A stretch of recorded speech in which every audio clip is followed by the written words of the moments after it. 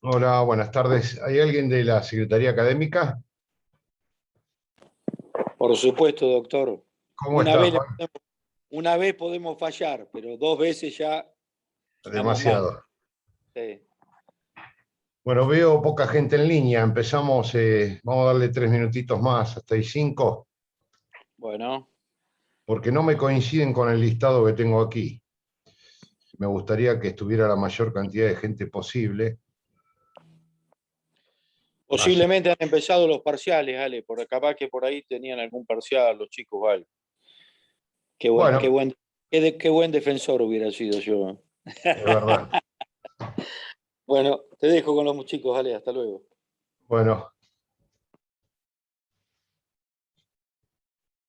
si me escuchan, vamos a esperar unos minutitos más, que está entrando gente.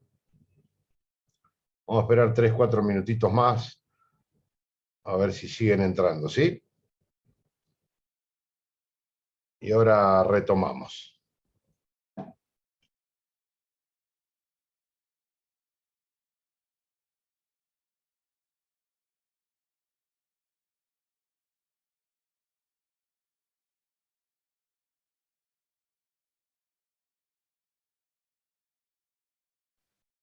Ahí avisé al grupo, profesor, que si pueden entrar la mayor cantidad.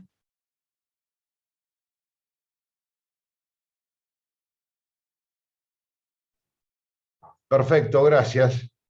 Vamos a esperar unos minutitos así arreglamos el parcial, el próximo.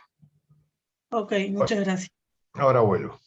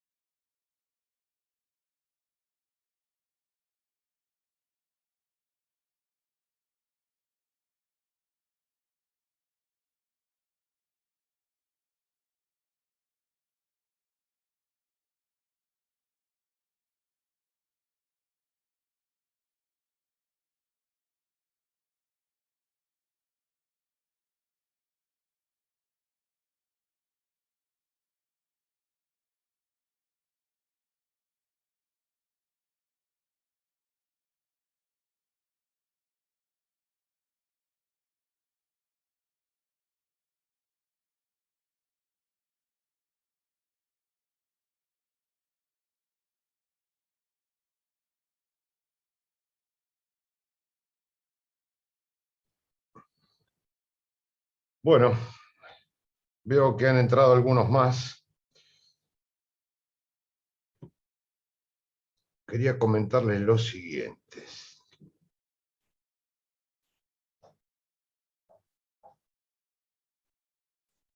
Acá tengo el listado en comisión 1. ¿Me escuchan? Sí, profe, se escucha. Sí, sí. Sí, profesor. Perfecto. Creo que aproximadamente eran 70 y pico de personas que de la comisión 1, como para rendir presencial,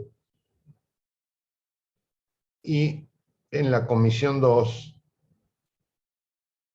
tengo 46, de los cuales hay 5 exceptuados. De la comisión 1, ¿hay alguno que está exceptuado que va a rendir Zoom? ¿Vía Zoom? Profesor, yo estoy exceptuada, pero me había anotado para ver si podía rendir en la facultad.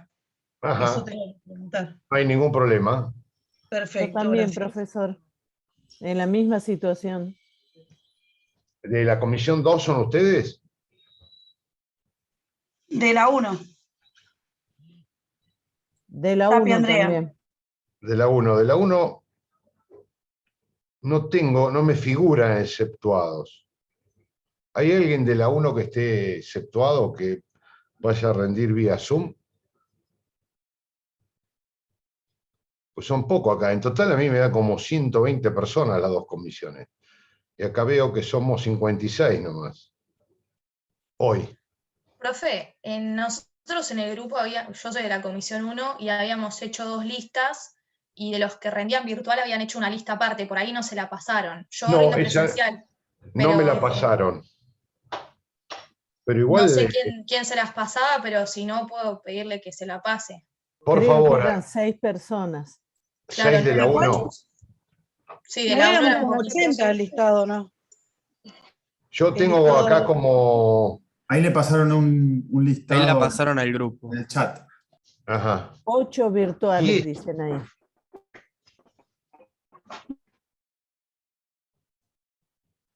Acá tengo solamente lo de la 2, me pasaron por WhatsApp. Y de la 1 no. Estos que están aquí serían virtuales de la 1. ¿No? María Victoria Sí, Sánchez. profesor, sí. Perfecto. Muy bien. Igual quedan como 75 en la comisión 1 y 40 en la comisión 2 para rendir presencial.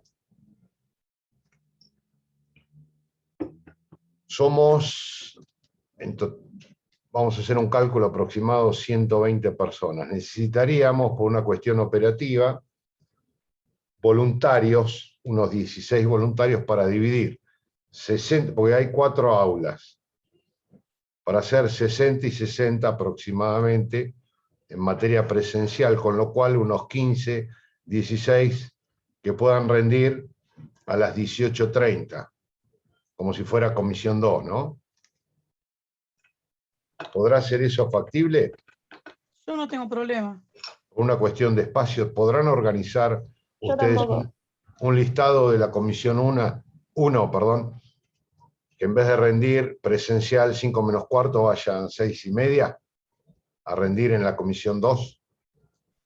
¿Podrán armar un listado entre ustedes? Tenemos tiempo hasta la semana que viene, hasta el jueves que viene. Doctor, si le parece, No. lo armamos por el grupo de WhatsApp y después le pedimos a Alan que se lo envíe. Perfecto. Me parece genial. Así creo que vamos a disponer de 4 o 5 aulas. Vamos a suponer que fueran 4. A las 5 menos cuarto empezaríamos la comisión 1, dividido en esas 4 o 5 aulas con el protocolo que marca la facultad. Creo que es 1 cada 3. Depende de la medida del salón también, como para que esté, bueno, ventilado, aireado, no muy cercano uno de otro. Y de esa manera podríamos entrar en la otra comisión a las 6:30 con un número equivalente, ¿se entiende? Unos 60 y 60. No siempre van todos a rendir, pero bueno, por lo menos estimativo y aproximado, en el caso de fueran todos, tenemos las aulas disponibles como para hacerlo en debida forma, ¿no? De acuerdo a esos protocolos. ¿Parece bien? Bueno, ¿alguna duda del parcial para la semana que viene? Los que rinden virtual nos vamos a conectar, seguramente vamos a fijar un horario determinado para ambas comisiones, los que van vía Zoom, por una cuestión operativa también, supongamos que va a ser entre las 5:30 y 6 de la tarde, eso después lo vamos a establecer más certeramente. Así ya nos distribuimos de esa manera y se rinde en forma conjunta. Por un lado los que están escribiendo en la facultad y por el otro lado los de vía Zoom en forma oral. Pero bueno, ya después vamos a pasar bien el horario, así se pueden conectar aquellos que van a rendir vía Zoom y esperemos tener buena conexión ese día. ¿Alguna Profesor, el duda? listado ya arrancó en el grupo, ¿sabe? Muy bien, perfecto, Las 15 muchísimas gracias. personas. Sí, aproximadamente, Perfecto, gracias. para equilibrar el número y poder entrar fácil cada uno en las aulas respectivas. Además, me imagino vamos a tener 10 minutos de ventilación, una limpieza mínima, si entra el segundo grupo, 6:30, por ahí se demoran 5 o 10 minutos más. Empezaremos un poquito más tarde en la comisión 2, en vez de 6:30, 7 menos 20, menos cuarto. Igual se va a respetar el horario, no se hagan problemas. Las preguntas en presencial van a versar sobre temas generales, como expliqué en la otra clase, con lo cual van a tener tiempo de sobra para escribir. Reitero, ahí, independientemente de que por ahí no existe una consigna específica, ustedes al momento de rendir, de evacuar las respuestas pertinentes, ¿no?, a las consultas que le hacemos respecto de cada uno de los tipos penales, escriban todo lo que les parezca, todo lo que conocen con relación a ese tipo penal, la posibilidad de relacionar un hecho con otro delictivo, en el caso que sea correspondiente, las implicancias que puede tener. Es decir, no se limiten al contenido de una pregunta o de la enunciación, son meramente ejemplificativas. Ahí vuelquen todo lo que le parece, todo lo que conocen acerca de eso. ¿Se entiende lo que les digo? Porque va a ser desde ese punto de vista más generalizado. Después, si tenemos tiempo, en la segunda parte, quizás entrenemos o practiquemos con casos hipotéticos, como para darle una mayor agilidad también a la cursada. Pero bueno, por ahora va a ser en estos términos. ¿Alguna duda al respecto? No, ninguna. Sí, ¿nos podría volver a comentar cómo va a ser entonces? ¿Va a ser solo preguntas para contestar o hay múltiple choice en el medio también? No. Eso era, si decidíamos ir por lo virtual escrito, normalmente hacemos un mix de multiple choice más un par de casos hipotéticos para resolver. Pero como va a ser presencial escrito, el presencial escrito va a versar sobre el análisis de un tipo penal o eventualmente su relación con otro similar, en cuanto al análisis del bien jurídico. Por eso insisto tanto en la ubicación sistemática, es decir, dónde encontramos un tipo penal, qué es lo que se pretende proteger, cuál es el concepto que hay que otorgarle a ese bien jurídico tutelado, qué es lo que contiene el tipo penal, fundamentalmente en el núcleo, la acción típica, los lineamientos básicos, cuáles son las características de ese tipo penal, si se trata de un delito de acción simple, si es un delito de acción compleja, son tipos penales complejos, alternativos o acumulativos, si se trata de un delito de resultado, de peligro, cuál es el momento consumativo, si admite la tentativa, llegado el caso, cuál es el sujeto activo, características particulares que pudiera tener el sujeto activo o el sujeto pasivo, el tipo subjetivo, cómo debe ser entendido, de acuerdo a los elementos que contenga ese tipo penal, un desarrollo amplio del tipo penal que corresponda. Si en el caso se le pregunta por alguna situación o circunstancia agravante, cómo funciona esa circunstancia agravante, cuáles son los elementos que exige el tipo penal agravado, cómo se relaciona con la figura básica, qué diferencia puede haber con otras agravantes previstas en el mismo texto o en distintos textos del Código Penal. En fin, todo aquello que tenga que ver con el análisis de un tipo penal.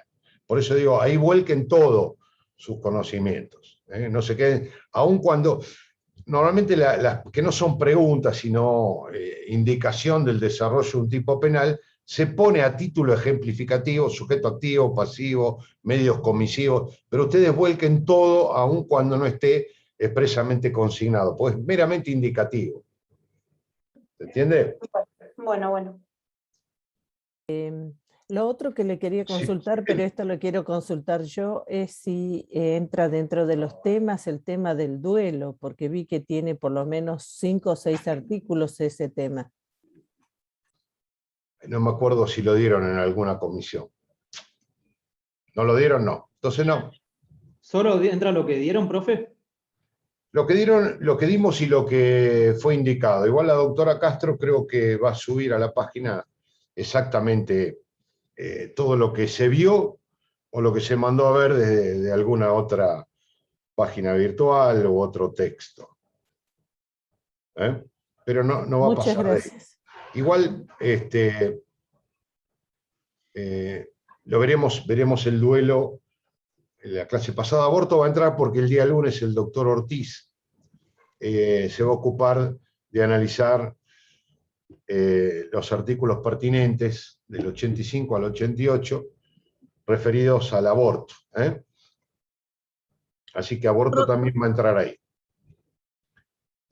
Igual hay un comentario de Buen Padre en el blog genérico respecto, ustedes saben que fue reformado a través de la llamada Ley de Interrupción Voluntaria de Embarazo, la Ley 27.610, modificó el Código Penal. No hubo grandes modificaciones más allá de todo lo que conocemos, se lo va a explicar el doctor Ortiz. Hay un agregado para los funcionarios públicos, hay un tipo penal agregado, pero el resto no cambia más allá de las famosas 14 semanas respecto de la mujer que causa, no es considerado delito la interrupción voluntaria del embarazo en esas condiciones, pero el resto, a partir de ahí, es una protección integral al feto, con lo cual se trata de mantener la indemnidad respecto de acciones de terceros, ¿no? Creo que también subí un comentario al blog del llamado aborto preterintencional, previsto en el artículo 87.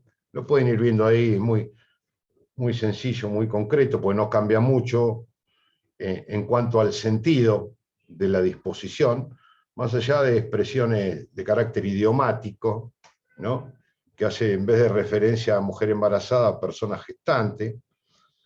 El sujeto activo es identificado como él o la que, lo cual genera también una serie de discordancia respecto a este giro idiomático y su interpretación con el resto de los tipos penales que no están regulados de la misma manera. Ustedes saben que todos los tipos penales dicen el que, y acá en este dice el o la que, con lo cual daría a entender que en todos los demás tipos penales, si no dice la mujer no podría ser autora de un delito, lo que sería incongruente con el resto del ordenamiento punitivo.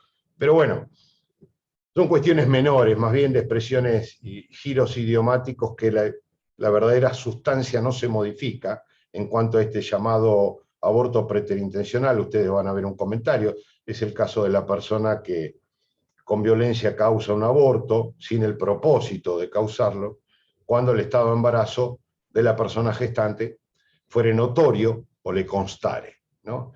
Toda una problemática acerca de ello, de cómo nace esta figura, qué interpretación se le da a ese resultado, si es de carácter culposo, si es de carácter doloso con dolo eventual, en fin, una serie de consideraciones que lo pueden ver desde el del blog.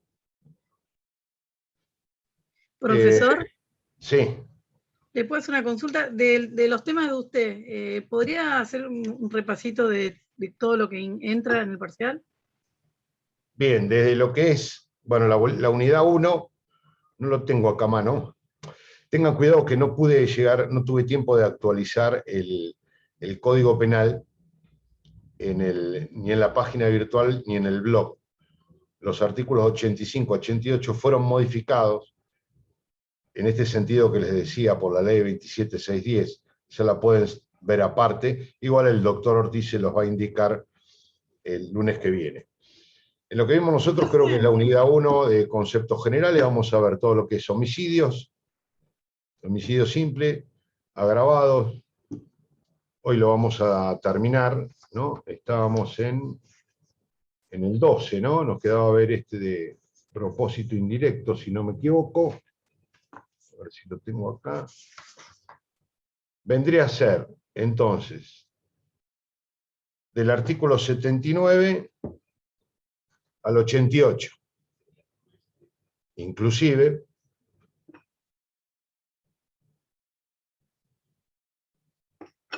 vamos a incluir el artículo 186, recuerdan, en el título 7 no sé qué unidad o bolilla es. El artículo 186 hasta el inciso quinto, recuerdan porque tiene relación con el 85. Y la tenencia de armas que el inciso 2 del artículo 189 bis.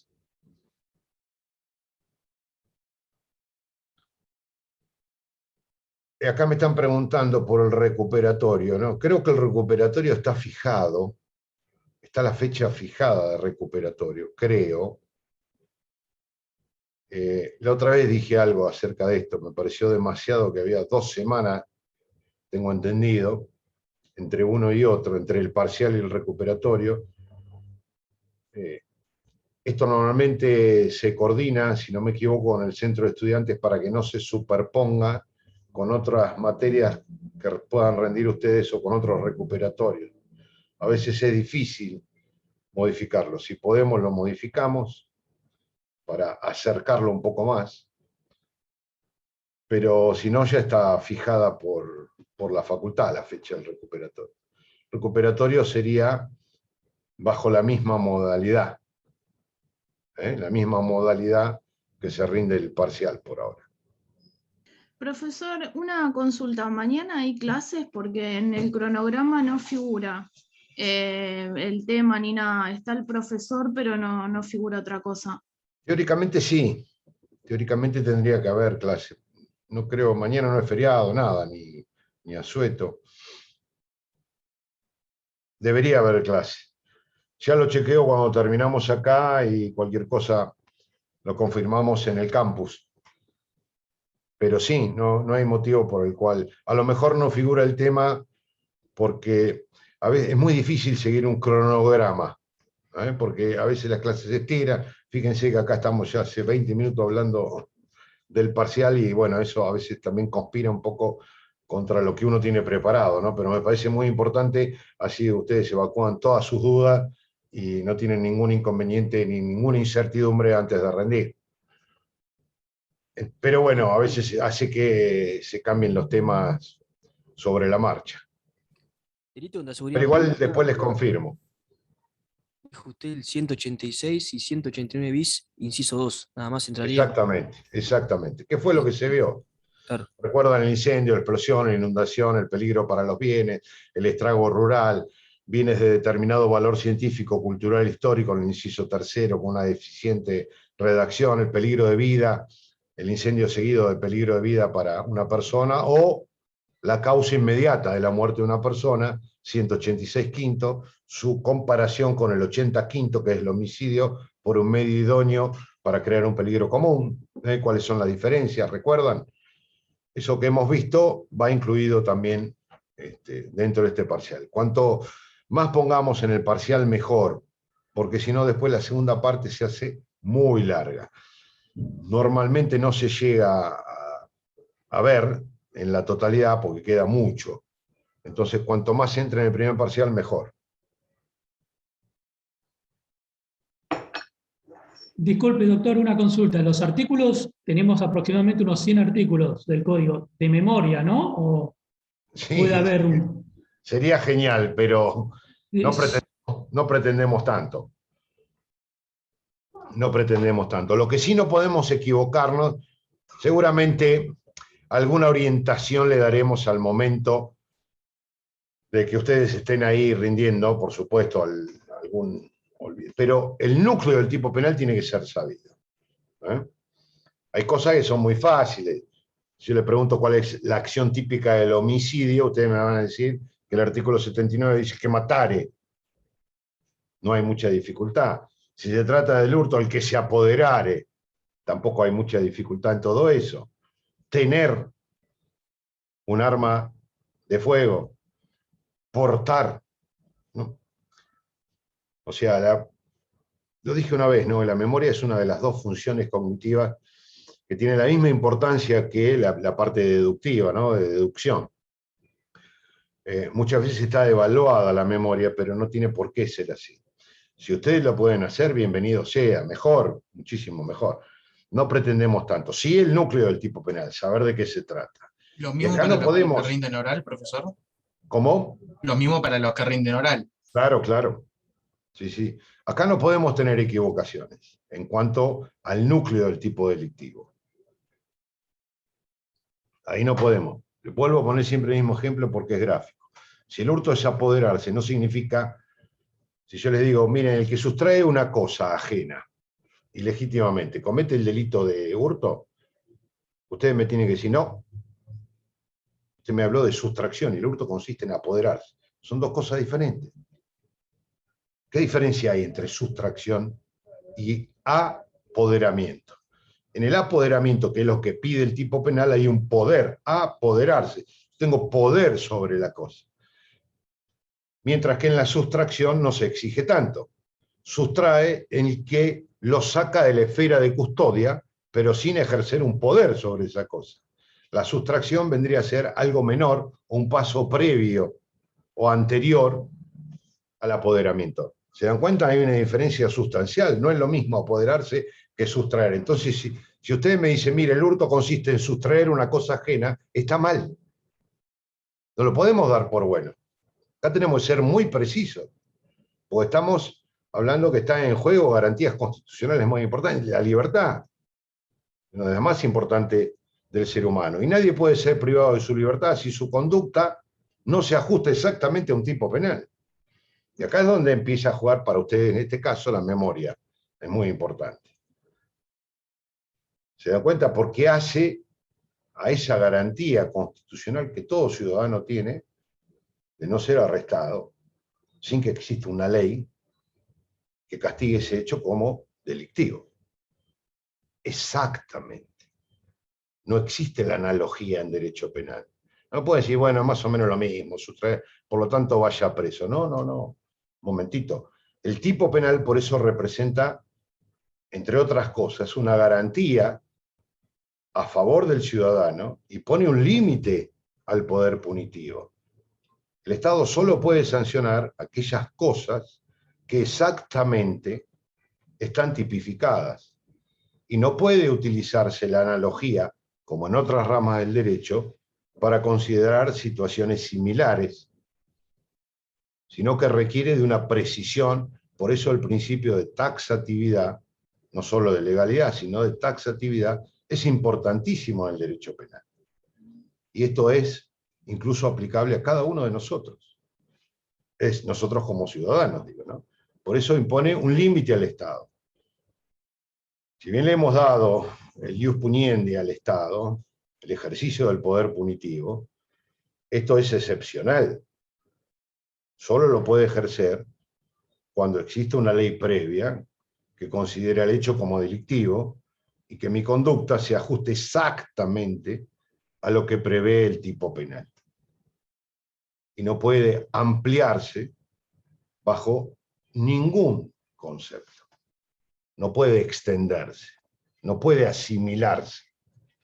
Por eso acá sí hay que ser muy preciso. Pero bueno, esto es un examen, es un parcial. Seguramente alguna orientación le vamos a dar al momento de rendir, si hay alguna duda en particular. Porque les vuelvo a repetir, es un esfuerzo que tienen que hacer ustedes, pero no me interesa tanto eso, porque el día de mañana van a tener un código en la mano y van a ir a consultar como hacemos, como hago yo, como hacemos todos nosotros los profesores, ante cualquier duda o cualquier confusión que tengamos. Lo que más me interesa es el razonamiento. Además de eso, el razonamiento jurídico, ver cuáles son los elementos que utilizamos para llegar a una conclusión determinada acerca del alcance y la naturaleza de un tipo penal.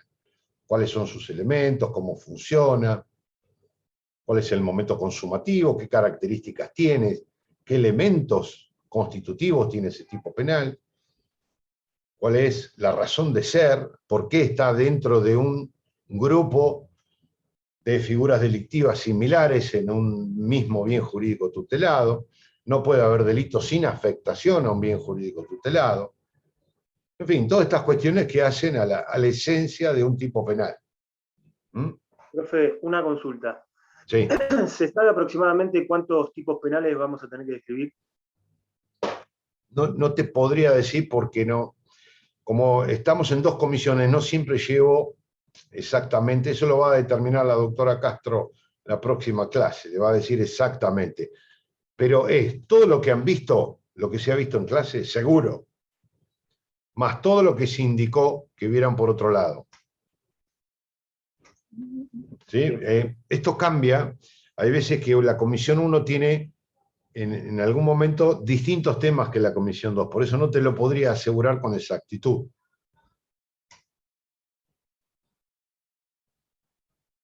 ¿Sí? Después igual la doctora Castro en la semana les va a dar exactamente todo lo que se vio para que ustedes tengan una guía, pero si fueron siguiendo las clases, no van a tener ningún problema en establecerlo.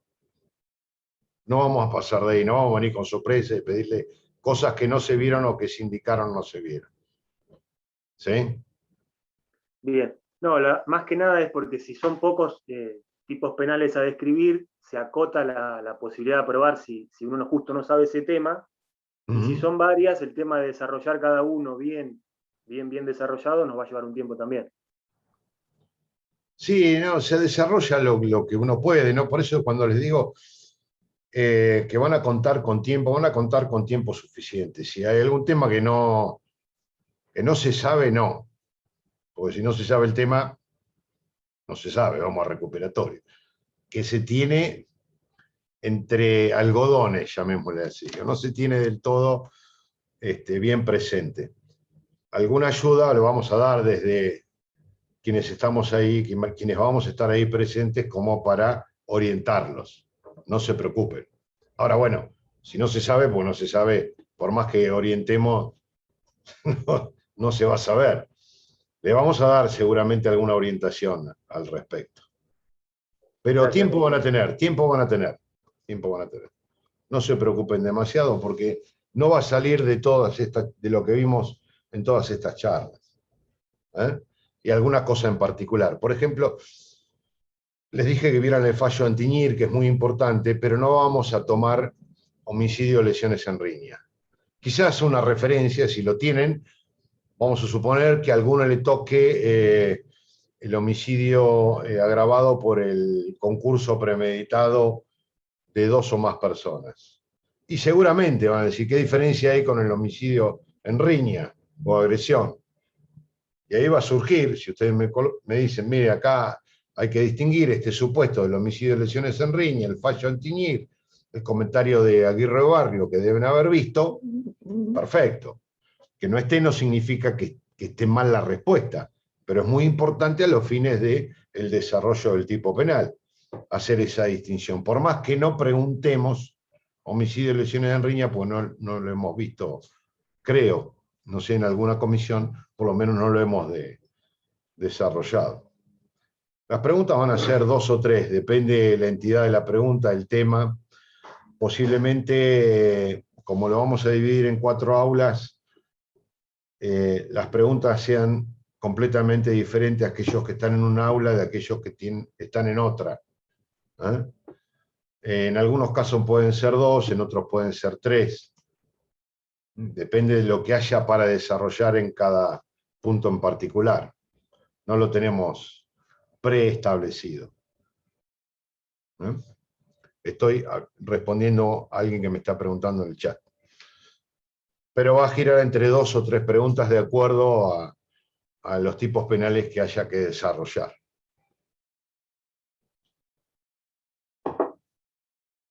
Bueno, si no tenemos más dudas, vamos directamente a terminar con esto, así por lo menos me quedo tranquilo de conciencia de que hemos visto la mayor cantidad de temas posibles.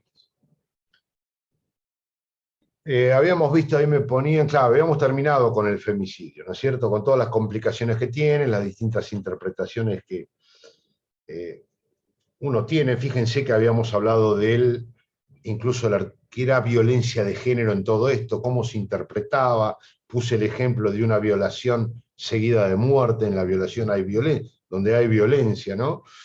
Donde hay violencia contra una mujer, en el mismo acto que se comete la violación y luego se la mata. El tema era por qué la mata, cuál era el motivo. Podría aparecer el 87, el 84, el 80-11 que estábamos viendo, si parecía una conjunción de tipos penales, se ve un concurso delictivo.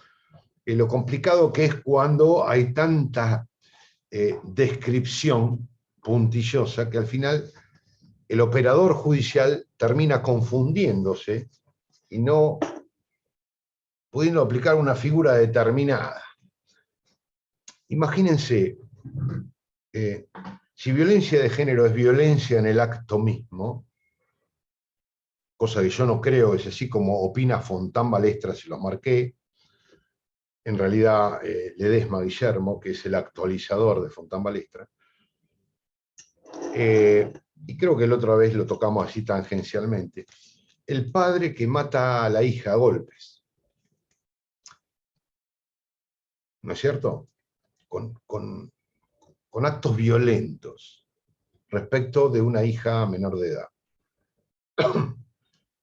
Es un caso de 80 inciso primero, ¿no es cierto? Mata a su descendiente. Pero también hay femicidio. ¿Hay violencia de género ahí, constituida por esos golpes?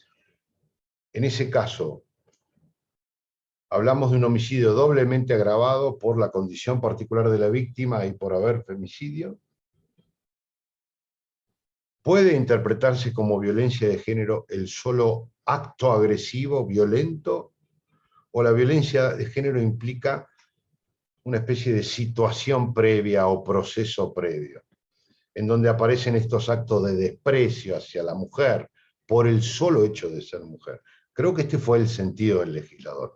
Pero no hay coincidencia, ni en doctrina, ni en jurisprudencia, acerca del alcance de todo esto. Más allá de la calidad de sujeto activo y sujeto pasivo que hemos analizado anteriormente, ¿no? Profe. Sí. Quien sea. Yo había leído el tema de que había un error en la redacción del artículo, porque dice violencia de género, y la violencia de género puede ser tanto contra hombre, contra mujer, o lo que sea. Que hubiera sido más correcto poner violencia contra la mujer, que es lo que dice la ley de protección. 26485, sí. Claro, ese tema. Sí, es una opinión, es una opinión. Es una opinión. Violencia contra las mujeres. También un concepto amplio, la que recepta la CEDAW, ¿no es cierto? La ley para prevenir, erradicar y sancionar toda clase de violencia contra las mujeres, cualquiera sean los ámbitos donde desarrollen su actuación, sean público o privado. Pero también son conceptos que son generales, genéricos, ¿no? Y luego cuesta interpretar. Máxime cuando tenemos otras disposiciones dentro del mismo articulado que prevén hipótesis agravantes por la condición de sujeto activo y sujeto pasivo. Y entonces aquí vienen estas discrepancias doctrinarias. Si se aplican las dos figuras, si se aplica una sola. En general, y como les dije, más allá de que pueda compartirlo o no, la jurisprudencia, mayoritariamente, consagra estos hechos como supuestos de femicidio. Aún independientemente, es decir, toma un criterio normativo, sujeto activo y sujeto pasivo, varón o mujer, deben ser, dice la jurisprudencia mayoritariamente, deducidos de la ley de identidad de género. No atiende tanto a lo biológico. ¿Se acuerdan? Esto lo hemos visto. Doctor Bonpadre tiene una concepción diferente que comparto, en la cual entiende que violencia de género solo puede darse en contra de la mujer. Eso es violencia de género. Y en contra de la mujer biológicamente hablando. Porque parte de una pseudo idea de superioridad del varón por sobre la mujer. Y en una situación de agresión permanente, de actos similares o de esa naturaleza, de desprecio, minimizando a la mujer, y por lo tanto comprende él, cosa que comparto, de que la ley hace referencia a un concepto biológico y no normativo. Pero, vuelvo a repetir, gran parte de la doctrina y la jurisprudencia mayoritariamente toman el concepto normativo de varón y de mujer. Pero bueno, no me quiero meter demasiado en esto porque ya lo vimos y no nos vamos a quedar sin tiempo. Incluso fíjense el inciso siguiente, ¿lo tienen a mano el 12 para leerlo? Alguien que lo tenga en voz alta, por favor. Así mientras tanto tomo un cafecito. ¿Quién lo tiene a mano? ¿El ¿Alguien inciso que lo- 12, profe? Sí, por favor. Con el, Al se que impondrá matare. Sí. ¿Cómo? Se Sí, impondrá hay- reclusión perpetua o prisión perpetua, pudiendo aplicarse lo dispuesto en el artículo 52 al que matare, con el propósito de causar sufrimiento a una persona con la que se mantiene o ha mantenido una relación en los términos del inciso 1. Muy bien. Este es el homicidio de propósito indirecto, homicidio transversal, lo llaman. Es un agregado también que se hizo conjuntamente con la ley que incorpora el femicidio.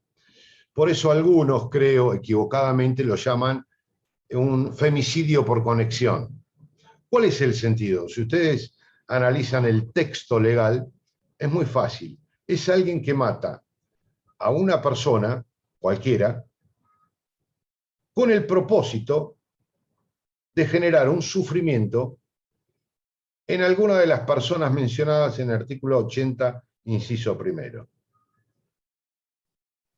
Es decir, ascendiente, descendiente, cónyuge, excónyuge, pareja, actual o pasada, relación de pareja. O sea, se mata a una persona, pero con el objeto, con el propósito de hacer sufrir a alguien cercano en los términos del inciso primero. Profe, una pregunta. Ahora, sí, Un ejemplo podría ser cuando, por ejemplo, un padre mata a un hijo para vengarse de la madre, como hemos visto en la tele bastante. exactamente, exactamente. Esa es la idea. Y fíjate que en tu ejemplo, vos hablás del el padre que mata al hijo de la expareja o al hijo de la novia.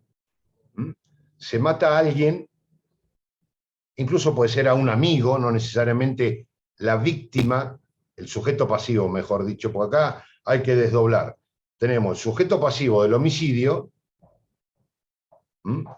que es quien muere, hacia cuál va dirigida la acción, y la víctima de este hecho, que es la persona a la cual se quiere causar un sufrimiento, que es, en este caso que vos diste, la pareja o la ex esposa.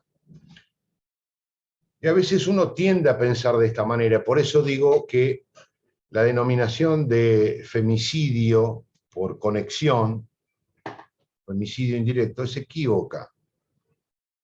Esto Fontambalestra lo aclara muy bien. Porque sujeto activo puede ser tanto un hombre, como pusiste en el ejemplo, como una mujer. Si bien esta reforma está marcada en la identidad de género, en el homicidio por el odio al género, en el femicidio, lo cierto es que sujeto activo puede ser la mujer, digamos, la exmujer o la expareja que mata al hijo de su pareja, ¿no?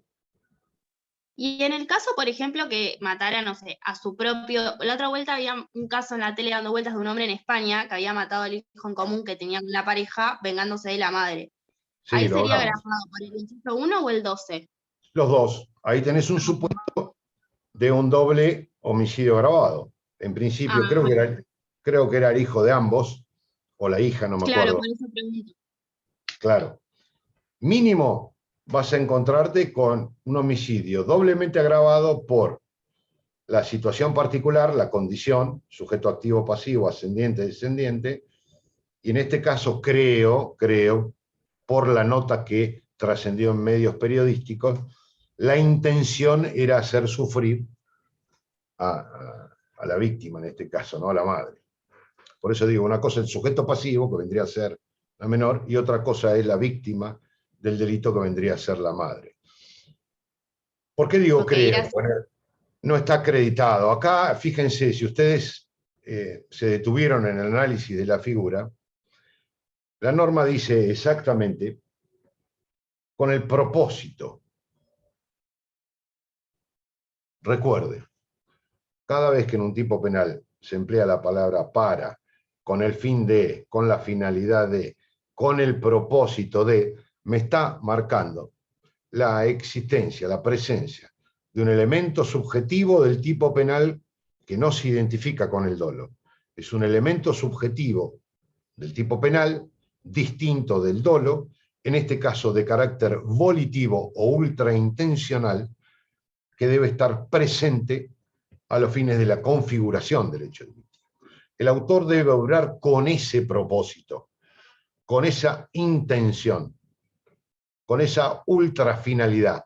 Mata con una finalidad, la de generar o causar un sufrimiento en una persona que tenga la categoría de las mencionadas en el inciso primero, es decir, que sea un ascendiente, el descendiente, el cónyuge, el excónyuge, o pareja o expareja.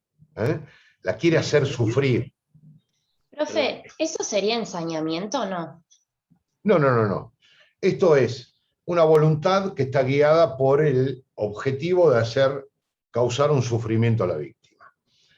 Y digo, como todos los elementos subjetivos de los tipos penales distintos del dolo, el hecho se ve perfeccionado aun cuando no logre eso, aun cuando no lo logra hacer sufrir.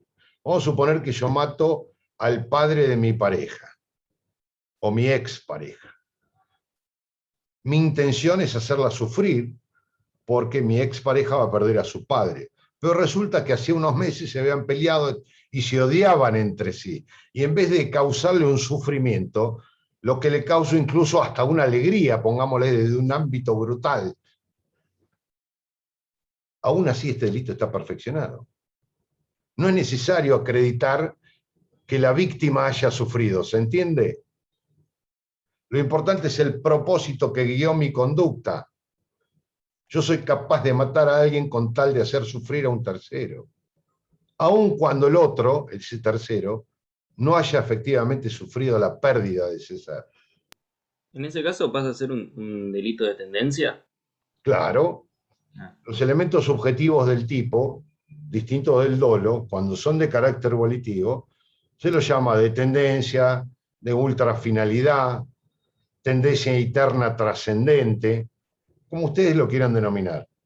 Lo importante es las consecuencias que tiene. Una de las consecuencias, ya lo hemos visto esto, es más, perdónenme la reiteración, esto se ve en la parte general. Pero bueno, yo le dije que la repasara, pero bueno, la reiteramos acá. Tiene dos consecuencias cuando detectamos un elemento subjetivo del tipo, distinto del dolo, de carácter volitivo, ultraintencional, tipos de tendencia, como lo quieran llamar, a mí me está indicando dos consecuencias. Primero, que no es necesario que se logre el objetivo, lo que hablaba recién. No requiere la acreditación de que la otra persona sufrió. Hasta puede haberse alegrado por la muerte de esa persona. Que el delito se perfeccione igual. Esa es la primera consecuencia. No requiere la comprobación del resultado pretendido por el autor. Y la segunda, que me condiciona el tipo subjetivo. Cuando hay un elemento subjetivo del tipo de carácter volitivo, me está indicando que únicamente el dolo directo es compatible con esta figura. No hay posibilidad de dolo eventual siquiera, mucho menos la posibilidad de un tipo culposo, pero desde el ámbito doloso de ninguna manera puedo aceptar otro dolo que no sea el directo. Esas son las dos grandes consecuencias de detectar en el análisis de un tipo penal un elemento subjetivo del tipo de carácter volitivo. No confundir con los elementos subjetivos del tipo distinto del dolo de carácter cognoscitivo. Estos se identifican normalmente con el a sabiendas, el que a sabiendas, dice el tipo penal, hiciere tal cosa a cualquier otra. Incluso fíjense el antiguo y original 80, inciso primero, decía, al que matare a su ascendiente, descendiente o cónyuge sabiendo que lo son. Ese era el texto original del Código Penal, sabiendo que lo son. Ahí me estaba alertando ese tipo penal agravado, que había un elemento subjetivo del tipo, distinto del dolo, de carácter cognoscitivo.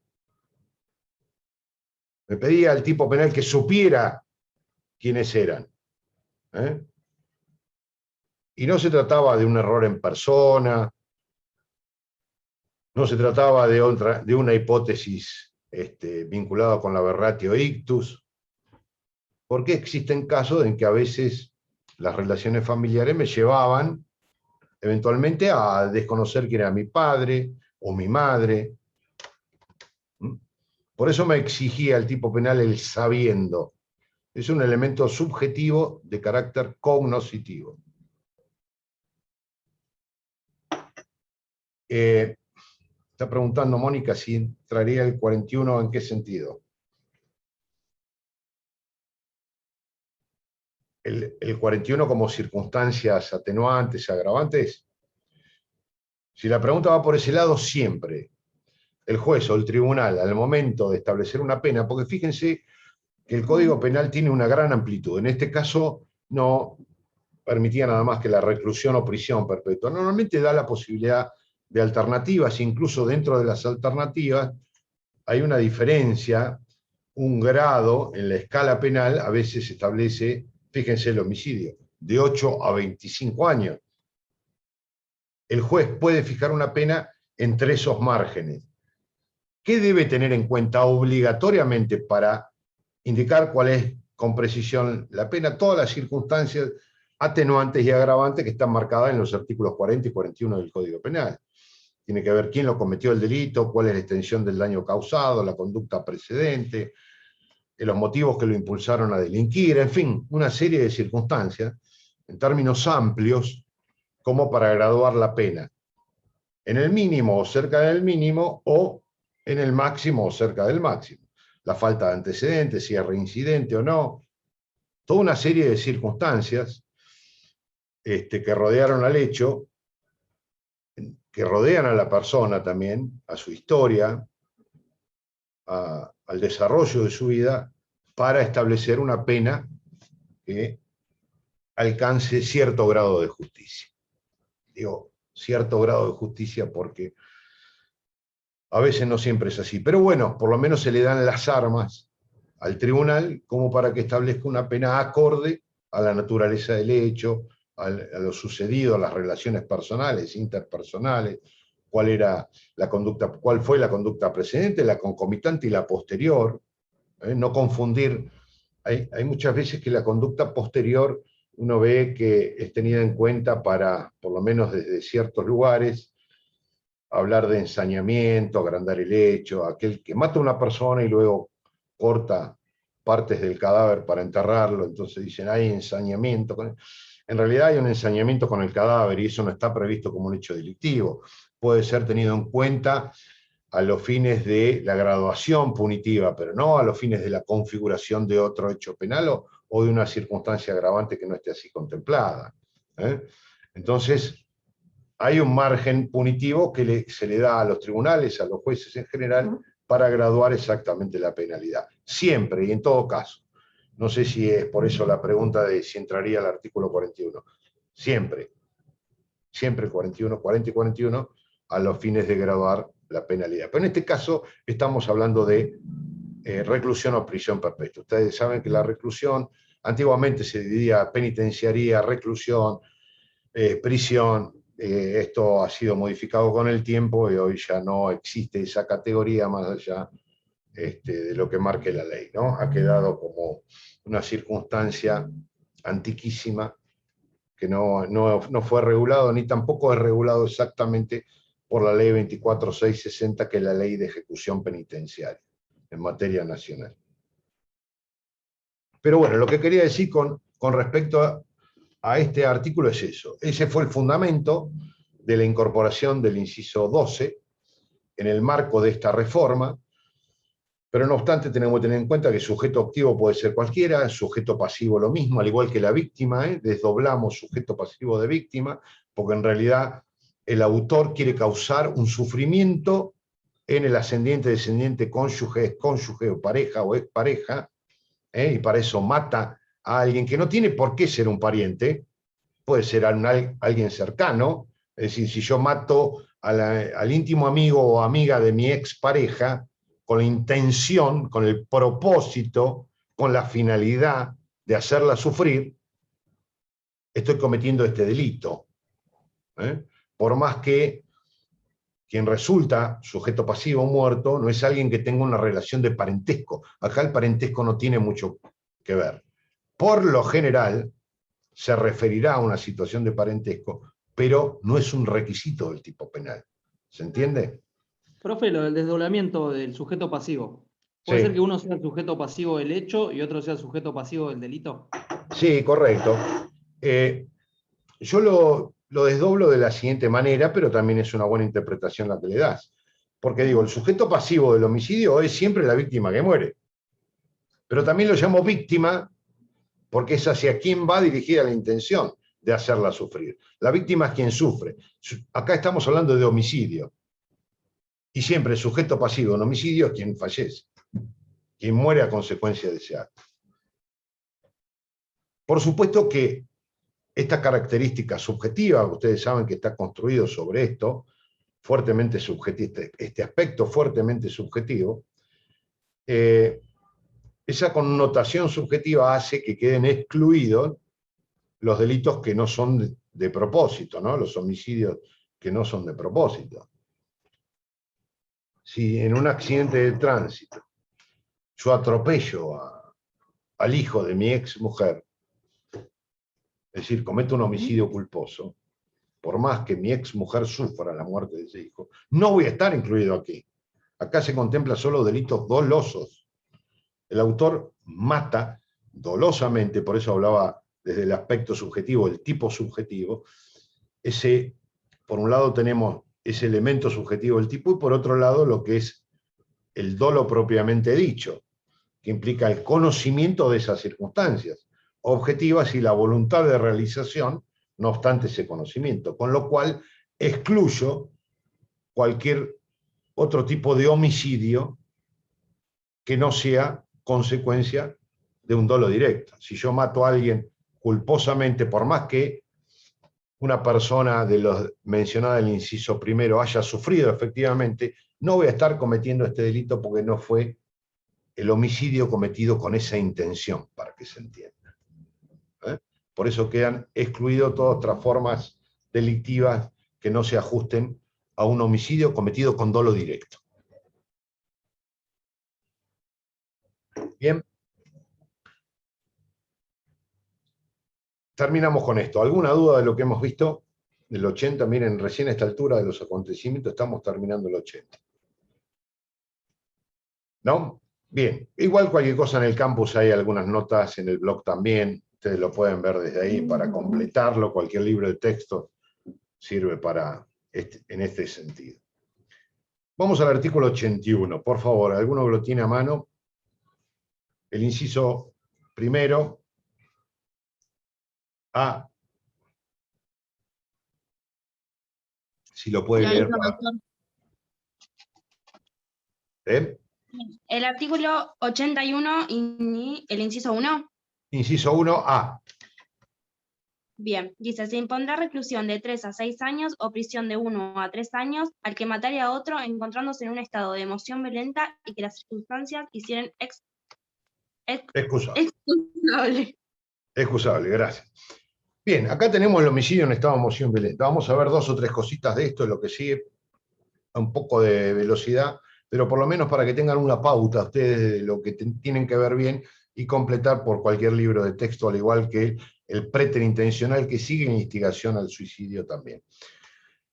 3 o 4 cositas de esto. Estamos hablando de un homicidio en estado de emoción violenta, no hay ninguna duda, ustedes se habrán percatado de esto. Acá hay un homicidio, pero hay una situación en la cual el sujeto activo se encuentra en un estado de emoción violenta que las circunstancias hacen excusable. Cuidado, no confundir esto. ¿Por qué? Voy a hacer un par de aclaraciones. ¿Qué significa estado de emoción violenta? El estado de emoción violenta es un estado que se caracteriza por precisamente una situación de conmoción psicológica muy intensa. Sus características son estas, no solo la intensidad, sino la ofuscación, la agitación del ánimo, la obnubilización de la conciencia, la perturbación de facultades intelectivas de carácter breve e instantáneo. Es decir, alguien que actúa alocadamente. Lo que sí tenemos que aclarar es que quien actúa así, bajo este estado, lo hace con pleno conocimiento de lo que está haciendo. No estamos en presencia de una situación en la cual el sujeto no comprende lo que hace y que puede dirigir sus acciones. Pues de lo contrario, nos encontraríamos ante un cuadro de inimputabilidad y al sujeto no le correspondería ninguna pena de acuerdo a lo prescripto del artículo 34 del Código Penal. Con lo cual no podemos asimilar estado de emoción violenta con una situación de inimputabilidad. No es lo mismo. Acá el sujeto sabe lo que hace, pero lo hace porque reacciona impulsiva e intempestivamente, motivado su conciencia por una perturbación transitoria del ánimo con una mengua de la capacidad reflexiva, precisamente provocada por un estímulo externo de seriedad y gravedad suficiente como para justificar. ¿Qué es lo que se justifica? La emoción, nunca el homicidio. Ahora vamos a aclarar un poco qué es esto. Pero antes creo que lo hemos visto al analizar el 80 inciso primero, tampoco hay que confundir con las circunstancias extraordinarias de atenuación que están previstas al final del artículo 80. ¿Recuerdan? En los casos del inciso primero, ¿quieren leerlo? Así queda un poco más claro y lo refrescamos un poco. Alguien que tenga a mano el código, el 80, último párrafo. ¿Qué dice? Cuando Si no en el caso, Sí. cuando en el caso del inciso primero de este artículo mediaren circunstancias extraordinarias de atenuación, el juez podrá aplicar prisión o reclusión de 8 a 25 años. Esto no será aplicable a quien anteriormente hubiera realizado actos de violencia contra la mujer víctima. Muy bien. Lo dividimos en dos párrafos. El primer párrafo son las circunstancias extraordinarias de atenuación pura, siempre referidas a los supuestos del 80, inciso primero. Y el segundo párrafo, que vino a querer decir algo así, como que no se va a poder aplicar esta reducción punitiva cuando el autor es un hombre y la víctima era una mujer, había sido víctima de violencia previa. Esto fue lo que quiso decir, lo dijo muy mal el legislador, pero bueno, después lo veremos. Creo que hemos hablado de todo esto. Hemos señalado que se refiere únicamente a los supuestos del 80 inciso 1, tenía que ver con las relaciones interfamiliares, ¿no? Es una posibilidad que da el legislador cuando en el 80 primero le dice al juez, usted tiene que aplicar perpetua cuando alguien mata a su ascendiente, al descendiente, al cónyuge, al excónyuge, una relación. Tiene que aplicar perpetua. A no ser que hayan ocurrido circunstancias extraordinarias. ¿Por qué? Porque vamos a suponer que la hija que mató al padre desde chica fue sometida a malos tratos por el padre, a desprecios, a situaciones incompatibles con una relación paterno-filial conveniente y adecuada, que fue a lo largo del tiempo generando una situación condicionante que desencadenó en la situación actual, en la cual la hija se hartó, permítanme la expresión, y terminó dando muerte al padre, que la tuvo durante años encerrada desde chica, atada a la pata de la cama, con una cadena, golpeada, abusada, en fin, infinidad de situaciones, circunstancias extraordinarias que van más allá del ordinario, que no tienen nada que ver con este tipo de relación paterno-filial, en el ejemplo que estamos hablando. En esos casos el legislador le dice al juez, mire, señor juez, usted puede, no es obligatorio, usted puede, si comprueba circunstancias extraordinarias que deberá evaluar en cada caso concreto, en vez de aplicar perpetua, aplicar una pena de 8 a 25 años como si fuera un homicidio simple. Ni más ni menos que eso. ¿Por qué lo traigo a colación? Porque a veces se confunde esto con el estado de emoción violenta. Son dos cosas diferentes, están regulados en dos situaciones distintas dentro de lo que es la tipología del Código Penal. En un caso se contemplan exclusivamente para los supuestos del 80, inciso primero, y son circunstancias extraordinarias de atenuación. El sujeto también aquí, el sujeto activo, sabe lo que hace, está en pleno estado de conciencia y actúa incluso hasta con frialdad y con una planificación tal que es necesaria esa planificación y frialdad para cumplir con su objetivo, que es dar muerte al ascendiente, al descendiente, al cónyuge, etcétera, etcétera. Son circunstancias que salen fuera de lo común, que el juez debe analizar en cada caso. ¿Qué es diferente al estado de emoción violenta? ¿Qué diferencia hay entre un estado de emoción violenta y circunstancias extraordinarias de atenuación? Un poco lo podemos deducir con lo que estamos viendo hasta el momento. En el estado de emoción violenta, el sujeto actúa, dije, impulsiva e intempestivamente, frente a un estímulo externo de seriedad y gravedad tal que cualquier persona podría haber actuado de esa manera. En el estado de emoción violenta, normalmente la situación se produce en forma inmediata respecto de ese estímulo externo. Frente a un acontecimiento que perturba gravemente la conciencia del sujeto, el agente, el autor, reacciona impulsivamente en el mismo momento, mientras que en las circunstancias extraordinarias de atenuación, por lo general, esto se va acumulando a lo largo del tiempo y puede representar distintos estímulos que quizá no sean de tal gravedad en forma individual, pero que en conjunto llevan a la decisión del autor a dar muerte a un pariente de los mencionados en el inciso primero. En cambio, en la emoción violenta hay una reacción inmediata, impulsiva, irreflexiva. Ese estímulo provocó una mengua en la capacidad reflexiva por haber bloqueado lo que se llaman los frenos inhibitorios.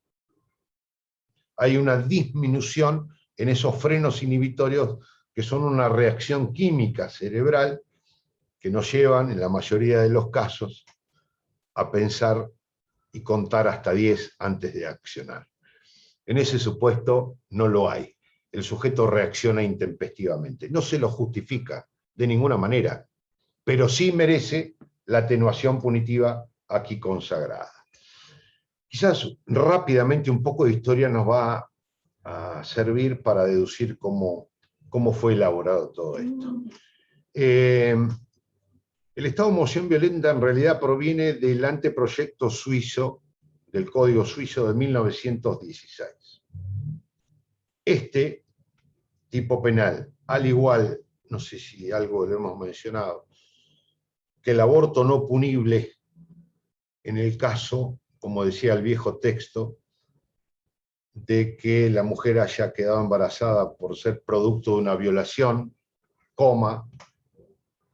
o atentado al pudor sobre una mujer idiota o demente, son tomados del anteproyecto suizo de 1916, elaborado, entre otros, por von Thormann.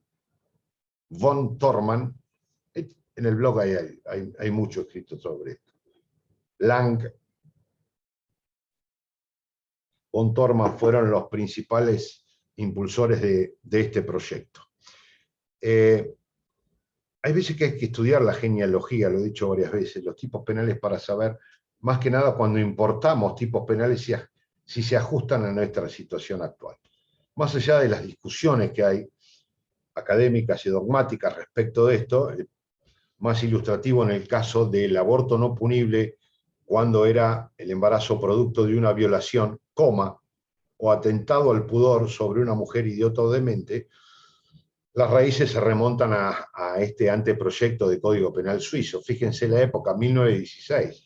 ¿Qué pasaba en el mundo en ese momento? Estaba en pleno desarrollo la Primera Guerra Mundial. 1914 comenzó la Primera Guerra Mundial. Los suizos en aquel momento se consideraban una, si bien no manifiestamente, una raza de carácter superior y despreciaban a los alemanes. Y frente a la posibilidad de que Alemania invadiera a Suiza, dijeron que la posibilidad de que violaran a sus mujeres podrían llevar a tener las taras mentales que tenían los alemanes, según su criterio, y por eso permitían el aborto casi eugenésico de los soldados alemanes que eventualmente invadieran el territorio suizo, y por lo tanto se daba un permiso para abortar a aquellas mujeres que habían sido violadas o habían sido producto del embarazo de un, decía, atentado al pudor sobre una mujer idiota o demente. Violación por un lado y atentado al pudor sobre una mujer idiota o demente. Esta era la vieja discusión que existía. Soler se lo atribuye a una mala traducción del anteproyecto de Código Suizo, que está tomado del alemán, porque el atentado al pudor en nuestro código, en el atentado al pudor no hay penetración. Entonces, ¿cómo era posible que alguien quedara embarazada? Lo que sería hoy el abuso simple deshonesto, el abuso deshonesto viejo, el abuso sexual simple, donde no hay acceso carnal. Entonces, ¿cómo es posible que quedara embarazada? En realidad, la frase estaba mal tomada, según Soler, de la traducción del Código Penal suizo al alemán, puesto que ellos distinguían la profanación, lo que sería una violación por violencia, y una violación por la capacidad disminuida intelectualmente de personas que tuvieran esas deficiencias, mujer idiota o demente. Bueno, en definitiva esto ya no tiene sentido porque la norma ha sido modificado, hoy se entiende que es producto de toda violación, pero venía el caso, no me quiero meter mucho en el tema del aborto no punible, pero son dos disposiciones que están tomadas de aquel anteproyecto de Código Penal suizo de 1916. En este caso también, ni siquiera sale a la luz el homicidio en estado de emoción violenta en Suiza. Sin embargo, von Thormann, que es el miembro preopinante, el que lleva adelante lo que sería la exposición de motivos, fundamenta una disposición como esta para situaciones particulares en donde está en juego lo que sería una situación de carácter ético, y se lo vinculaba fundamentalmente con aquella situación en la que el marido llegaba a su casa y encontraba a la mujer con el amante. Esto lo toma el proyecto Tejedor. En algún momento de nuestra historia legislativa, de la historia de nuestros proyectos legislativos, ese hecho era totalmente excusable, era no punible, era como una especie, entre comillas, ¿no?, de actuación justificada por parte del autor. Incluso los hermanos mayores también estaban exentos de pena respecto de la situación provocada sobre la hermana menor de 15 años de edad. Había proyectos de nuestro Código Penal a lo largo de nuestra historia legislativa que no imponían pena para quien matara en ese estado de exaltación cuando se daban estas hipótesis que eran casuísticas, vinculados con aspectos, llamémosle si quieren, de carácter ético, por derivación de aquella fundamentación que se daba en Suiza acerca de esta disposición. Lo cierto es que hoy no está atado a lo ético ni a lo moral. Hoy tenemos, para que funcione esta atenuante de homicidio, fundamentalmente, el primer punto, un acontecimiento externo, que es el que provoca el estímulo en el sujeto pasivo, que puede ser este que mencionaba yo o cualquier otro, pero que sea de gravedad suficiente como para deducir que cualquier persona podría haber reaccionado de la misma manera. Un estímulo serio, grave, comprensible en la mente de una persona sana, dice Soler, que sea excusable. Vale decir que cualquiera podría haberse emocionado de la misma manera, tan intensamente. Que cualquier persona tendría, si le pasaba eso, derecho a estar emocionado. Lo que excusa el hecho es la emoción, no el homicidio. Esto queda al aprecio judicial, porque acá no se está premiando, como vuelve a decir Soler, a una persona irascible. No es un premio al intemperante, sino a alguien que se motiva en una conciencia normal. Si yo tengo un accidente de tránsito de menor entidad, alguien me cruza el coche, yo le insulto y ese sujeto se baja y me mata, y quizás se compruebe realmente que estaba muy emocionado, exaltado. Es decir, se comprueba que está emocionado e intensamente, en forma violenta. Violenta significa intensa, con esta pérdida de la capacidad reflexiva. Se baja como loco de su vehículo y me mata. Iba a decir, mire, estuve en estado de emoción violenta. Vienen los peritos, dice, sí, realmente este sujeto se le fueron a 135 las pulsaciones en ese momento, se puso como loco, reaccionó intempestivamente, en forma impulsiva, no reflexionó, una mengua en la capacidad reflexiva, estaba emocionado violentamente. Bien, la pregunta es, no si estaba emocionado, ¿tenía derecho a emocionarse por una maniobra de tránsito? No, de ninguna manera. O sea que en ese supuesto, si me mató, este sujeto no puede ampararse en la atenuación del estado de emoción violenta, por más emocionado que estuviera. ¿Por qué? Porque las circunstancias, la mala maniobra de tránsito, entre paréntesis, no lo excusaban, no tenía derecho a emocionarse de esa manera. Esto es lo que significa esta disposición en nuestro Código Penal. ¿Qué parámetros se tienen en cuenta? Primero, como les decía, lo del sujeto activo tiene que ser una persona normal, que cualquiera pudiera haber reaccionado de la misma manera. Es decir, un estímulo externo que provoca esa reacción en cualquiera de nosotros, que cualquiera podría haber reaccionado de la misma forma. En segundo lugar, otro parámetro a tener en cuenta es el tiempo transcurrido. Es un parámetro nomás, un indicio, un indicador. Normalmente quien obra en estado de emoción violenta lo hace en forma inmediata. Si yo encuentro a mi mujer con mi amigo en el dormitorio y luego me voy 2 días después, digo, pensándolo bien, qué bárbaro, voy y me mato a los dos, por más emocionado que esté en el momento, no se compadece el tiempo entre la acción y la reacción como para decir estamos en una situación de un estado de emoción violenta. Normalmente, dejo abierta una puertita, normalmente se da en forma inmediata, instantánea. Es una reacción impulsiva, intempestiva, siempre con capacidad de reflexión acerca de lo que se hace. Hay una disminución de los frenos inhibitorios, pero esto no significa un estado de inimputabilidad. Otro indicador es la memoria. Quien reacciona así normalmente no recuerda el hecho con su total desarrollo en detalle. Por lo general hay recuerdos fragmentados, lo que se llaman islotes mnésicos. No hay una amnesia, sino una dismnesia. Es decir, recuerdos fragmentados de lo que podría ser una película, como si nos acordáramos de algunas fotografías de la película entera. Otro parámetro a tener en cuenta es las normas culturales, porque depende de la situación, más que nada en esta época de migraciones tan acentuada que tenemos en la actualidad, quizás el hecho externo estimule a una persona que tiene otros parámetros culturales de una manera diferente a la que tenemos nosotros. Entonces, quizás un desprecio, un insulto al pariente de una colectividad china o japonesa pueda ser considerado como un hecho gravísimo, que en nuestro caso no sea así.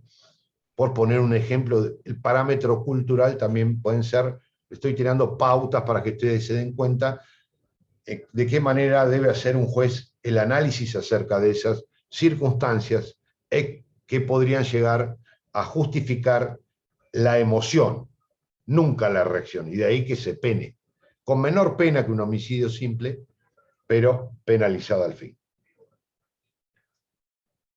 Bien, líneas generales, tips que les doy porque veo que se me está agotando el tiempo, son temas muy interesantes para charlarlos, pero ustedes lo pueden ver de cualquier lado, en general está muy bien desarrollado. Vamos al inciso siguiente, el preterintencional. Si alguien lo tiene a mano y me lo puede leer.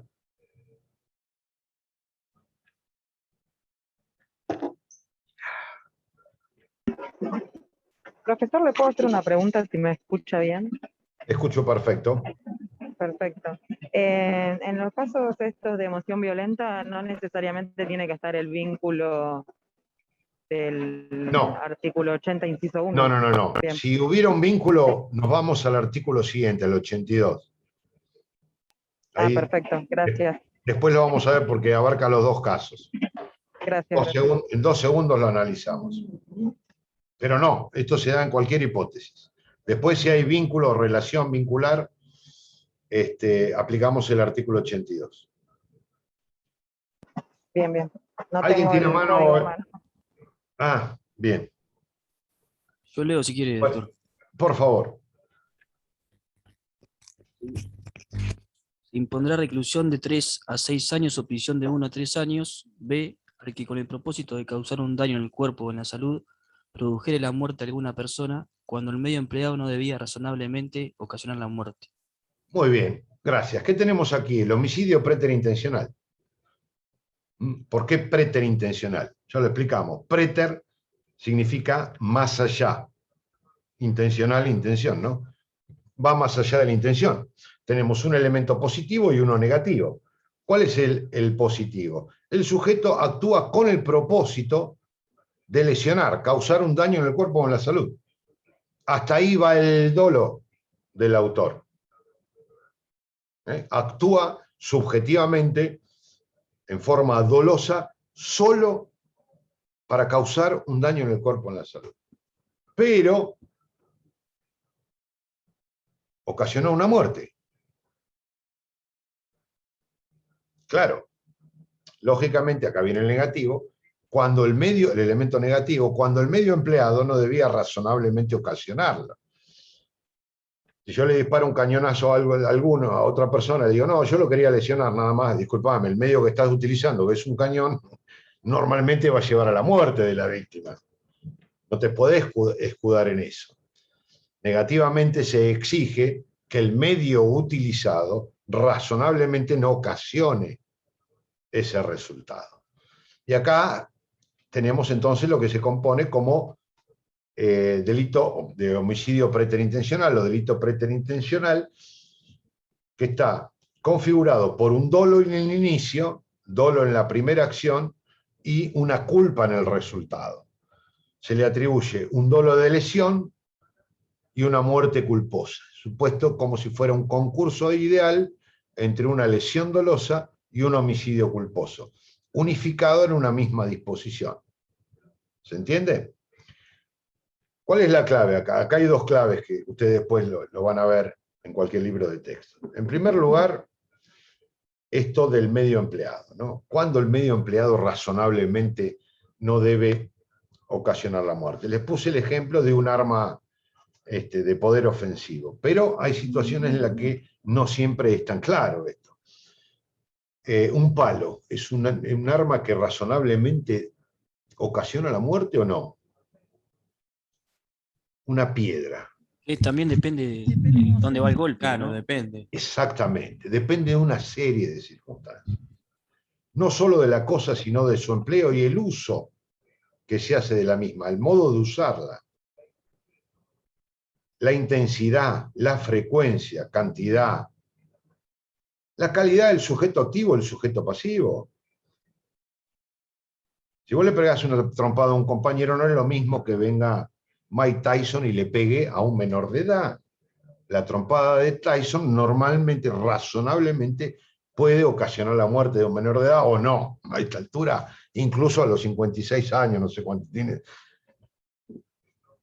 ¿Se dan cuenta? Entonces, la calidad del sujeto activo y la calidad del sujeto pasivo son determinantes para establecer si el medio empleado, de acuerdo a esas circunstancias, razonablemente o no podía ocasionar la muerte. Y esto es algo que el juzgador tiene que evaluar en cada caso particular. Entonces, medio empleado razonablemente, ¿qué hay que medir? La cosa empleada, el uso que se haga de ella, el modo, la intensidad, la frecuencia, pegarle un palazo a alguien en la espalda, el lugar, como bien dijiste vos. El lugar donde se le pega no es lo mismo pegar en la cabeza que en un pie. ¿Quién lo hace? ¿De qué forma? ¿De qué forma estaba la víctima? ¿Estaba en el suelo de espalda y entre varios le pegamos palazos en la cabeza? Sí, razonablemente puede ocasionar la muerte. La trompada de Tyson, como le decía cualquier otro boxeador. La víctima, ¿cuál es? Un menor de edad, una persona frágil, endeble.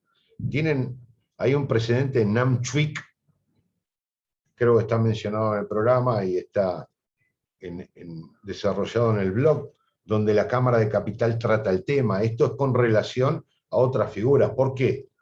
Porque si el medio empleado razonablemente ocasiona la muerte, vamos a estar en las figuras del homicidio.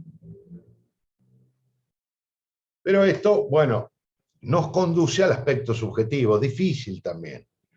Es preterintencional, dijimos que el autor obra con el propósito, con el dolo de lesionar. Si yo le quiero pegar al otro, ¿no? O suponer que hay igualdad de condiciones, y por cualquier otra circunstancia se produce la muerte. ¿Qué otras circunstancias? Tenemos que excluir, por un lado, el dolo homicida. Yo no tengo intención de matar, no tengo propósito de matar, ni tampoco me represento la posibilidad de que con mi acción le puedo dar muerte, porque si no estaríamos en los términos del dolo eventual, y sería un homicidio con dolo eventual. Eso por un extremo. Y por el otro, que no se trate de una circunstancia, de un caso fortuito. ¿Sí? ¿Se entiende? Porque, o de un hecho que me puede conducir simplemente a otras formas punitivas.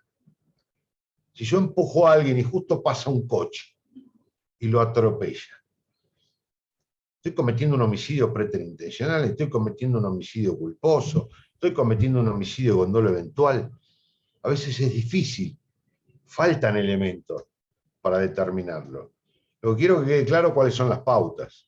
En el homicidio preterintencional hay un dolo de lesionar y una culpa en el resultado muerte. Esto por el principio de culpabilidad tiene que haber culpa. No quedan incluidos los casos de caso fortuito, un hecho de la naturaleza. Es decir, lo golpeé y justo le cayó un rayo en la zona donde cayó. No me pueden imputar un homicidio preterintencional porque la muerte es producto de un hecho fortuito o de fuerza mayor, o como quieran llamarlo. ¿Se entiende? Sí tiene que estar en el ámbito de la previsión. Por eso mismo. Para que sea imputable a título de culpa, tiene que haber un ámbito de previsión de mi parte. Pero que en el caso concreto no haya podido ser previsto. La previsibilidad siempre debe estar. Acá entramos a patinar un poco, no a embarrar en el terreno de la previsión. Normalmente se dice, después véanlo, precísenlo ustedes, debe haber un ámbito de previsibilidad. No es una situación imprevista. Si yo le aplico un golpe de puño y el sujeto muere de un shock por el temor, la situación en que se encontraba, etc., no podemos decir que tengo culpa en el resultado muerte. Tengo que haber previsto la situación. Por lo menos que haya sido previsible para mí. Pero no la preví en el caso concreto. En la preterintencionalidad hay una previsión genérica, pero no hay previsión puntual. porque si lo hubiera, puede estar más cerca del homicidio con dolo eventual que el homicidio preterintencional. Estos son los dos aspectos que ustedes deben ver. Medios utilizados razonablemente y en el ámbito subjetivo la previsión en el homicidio preterintencional. Disculpe, ¿acá la pena es de 1 a 3 años? Sí. Sí, es una pena leve. En realidad es una pena leve. Se atiende más. ¿No? Entonces estos artículos, ¿Cómo? estos incisos no serían atenuantes. En realidad lo que tenemos de atenuante es, por decirlo de alguna manera, es el que vimos anteriormente. A este se lo llama homicidio preterintencional, se lo considera un atenuante, pero en realidad no es un homicidio. Lo que hay acá es una lesión, ¿no es cierto? Propósito de lesionar. Pero bueno, podemos genéricamente decir que son atenuantes de un resultado muerto. Y como hablábamos recién, puede suceder que se trate de personas cercanas. Es lo que contempla el artículo 82. ¿Qué dice el artículo 82? Si lo tenés ahí a mano, Gastón, ¿lo podés leer?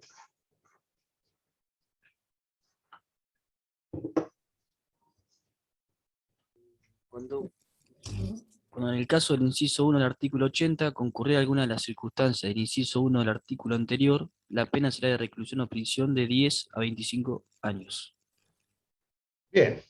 Y si en el caso de, vamos a la emoción violenta, que preguntaba, alguien, una compañera preguntaba, vamos a suponer que frente a ese estímulo externo, característico de la emoción violenta, el autor reacciona de esa manera, las circunstancias lo hacen excusable, pero la víctima es una de las personas mencionadas en el inciso primero.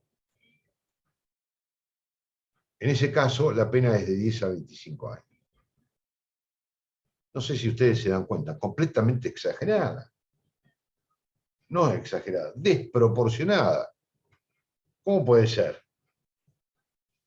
Resulta que si yo en estado de emoción violenta mato a alguien, tengo una pena de 1 a 3 años. Algunos podrán decir, bueno, la reclusión puede ser asimilada a prisión hasta 6 años. Ahora, si es un pariente, de 10 a 25. El estado de emoción violenta es más fuerte y por lo tanto excusable que la circunstancia extraordinaria de atenuación. Y sin embargo, la circunstancia extraordinaria de atenuación tiene menor pena. Recuerdan, de 8 a 25. Por eso algunos tribunales han declarado la inconstitucionalidad de la sanción punitiva, del monto punitivo. ¿Sí? Han declarado la inconstitucionalidad, no de toda la disposición, sino de la pena allí establecida. En el proyecto parece mucho más justo, ya termino con esto, lo que había consagrado Soler en su proyecto de 1960 y lo que fue incluido en la ley 17.567, que para este tipo de situaciones la pena se graduara entre los 2 y los 8 años, que parece más compatible con el principio de culpabilidad y proporcionalidad de la pena. Hoy hay tribunales que han declarado la inconstitucionalidad de la sanción punitiva aquí prevista. Sí, perdón. Alguien preguntaba algo. Sí, que puede ser que sea la pena un poco más grande por el hecho de que estando en el ámbito privado de una familia, por ejemplo, golpean a uno, lo golpean de manera reiterada, ¿no? Como costumbre a alguno de los hijos, esposa, lo que fuera, padre mismo, y en algún momento lo golpea mal y lo mata, por eso sea más grande la pena que impone en este artículo. No creo que sea por eso. Si lo golpea permanentemente y en una de esas lo mata, bueno, más allá de los hechos anteriores de agresión que podrían dar lugar a lesiones previas o tentativa de homicidio, vaya a saber, todo va a depender de las circunstancias del caso, pero no veo el estado de emoción violenta aquí. El estado de emoción violenta, recuerden, lo precede, mejor dicho, un estímulo externo. Es decir, ¿por qué lo terminó matando? ¿Qué pasó? ¿Porque lo golpeaba? No entendí bien el ejemplo. ¿Porque lo golpeaba anteriormente ¿O él era el mismo el golpeador? No, porque lo golpeaba y se enseñaba golpeándolo y en algún momento se le pasó la mano y lo terminó matando, no sé, se me ocurre. Bueno, pero ahí no tenemos el estímulo previo para que haya emoción violenta. Recuerden lo que dije, para que haya emoción violenta tiene que haber un hecho previo que a mí me haya hecho emocionar. Encontrar a mi mujer en el lecho conyugal con mi mejor amigo. Eso es lo que a mí me hace reaccionar impulsivamente. Acá, Profesor, ¿dónde perdón, estuvo? ¿Dónde estuvo el hecho previo? Siempre lo golpeó, siempre lo golpeó y una vez se le pasó la mano, se le fue de las manos. No hay emoción violenta ahí, de ninguna Entiendo. manera. Gracias. Recuerden eso, estímulo previo, externo, de gravedad, entidad suficiente como para que este sujeto actúe emocionado. En que lo mata una sería golpeado. consulta. Sí, no, quería con respecto a que es su cónyuge, entonces no entraría la emoción violenta por el artículo 82. No entendí, perdón. En el caso de emoción violenta, si fuese el cónyuge, el caso de que lo encontrase a su pareja, etcétera, ¿sería el artículo 82 entonces? ¿No incurriría en emoción violenta? Sí, sí, es un ejemplo de emoción violenta. Lo que decimos que cuando se actúa así, vamos a suponer que mata al cónyuge, porque puede matar al amante, que no tiene ningún grado de parentesco ni relación. Vamos a suponer que mata al cónyuge. Ahí estamos en el artículo 82. Lo que sí, ha habido tribunales que han declarado la inconstitucionalidad de la penalidad por ser contraria al principio de culpabilidad. ¿Se entiende lo que quiero decir? Es un supuesto, puede ser un supuesto de emoción violenta. Es el ejemplo que dan todos los autores. No sé si se entiende. ¿Quién preguntó? Sí, no, porque como remitía al artículo 80, inciso primero. No, pongamos las cosas en claro. Por eso. Hay emoción violenta cuando alguien reacciona frente a un estímulo que le provoca una mengua de los frenos inhibitorios. Reacciona impulsivamente motivado en un hecho previo. Vamos a suponer el caso de la mujer. Encuentro a mi mujer con mi mejor amigo en el lecho. Voy y mato a mi amigo, no a mi mujer. Eso es y emocionado violentamente. El juez me va a decir, señor, las circunstancias se hicieron excusables. Cualquiera hubiera reaccionado así. No justificamos el homicidio, pero le vamos a aplicar una pena más baja. La del estado de emoción violenta. ¿Se entiende? Lo que dice el artículo 82, lo que dice el artículo 82 es que cuando la víctima es una persona de las mencionadas en el inciso primero, por ejemplo el cónyuge, la pena es de 10 a 25 años. Esto fue medido con relación a un estado de emoción violenta. Fíjense la diferencia, ¿no? Con relación a las circunstancias extraordinarias de atenuación, a algunos tribunales le pareció exagerada la penalidad. Y dijo, no puede ser más elevada la pena que la que está contemplada para las circunstancias extraordinarias de atenuación. Entonces dijeron que era inconstitucional. Y fijaron una pena un poco más reducida. Es una cuestión de carácter interpretativo. Si usted me pregunta hoy qué pena le corresponde, de 10 a 25 años. Si mato a mi cónyuge en un estado de emoción violenta, de 10 a 25 años. Si lo mato mediando circunstancias extraordinarias de atenuación, es de 8 a 25. Y si lo mato porque sí, perpetua. ¿Se entendió? Sí, gracias. Bien.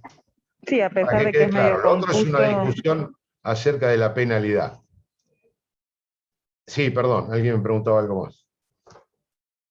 No, a pesar de que es medio confuso porque parece un agravante dentro de un atenuante, porque Exactamente. la emoción violenta es un atenuante y esto, tanta Exactamente. pena, esa es la desproporción que hay. Exactamente. Es un agravante de un atenuante que es más grave que el atenuante de la circunstancia extraordinaria. Sí, tipo un trabalengua.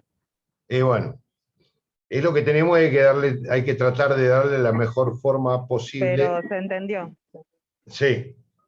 Por eso digo, le agregué, no los quiero confundir, por eso quería que quede bien claro, que algunos tribunales dijeron esto es desproporcionado. El caso del Sí, sí, artículo. a veces del lado de la crítica se entiende un poco mejor. Bueno, me alegro. Bueno, nos fuimos mucho con el horario. Mi idea era trabajar un poco sobre instigación o ayuda al suicidio, pero se lo voy a delegar para el lunes al doctor Ortiz también, si lo puede incluir. Así por lo menos terminamos de ver todo esto que nos quedaba pendiente. ¿Les parece? Porque ya nos fuimos demasiado de hora. Y hay algunos que se han ido porque tienen otros compromisos. Así que el lunes que viene le digo al doctor Ortiz que termine con el artículo 83, que es instigación o ayuda al suicidio. 2 conductas, una de carácter intelectivo, instigar, y la otra, ayudar, de carácter material, a que una persona se quite la vida, ¿no? Por mano propia. El dominio del hecho es fundamental en esto. Cuando lo vean, presten atención a quién tiene el dominio del hecho para distinguir un supuesto de instigación o ayuda al suicidio de un homicidio de cualquier clase de los previstos en los artículos anteriores. El lunes lo completamos con el doctor Ortiz. Nos vemos el jueves que viene. Entonces. Muchas gracias, profe. Buenas Por nada, tardes. por nada, nos vemos la semana que viene. Hasta luego.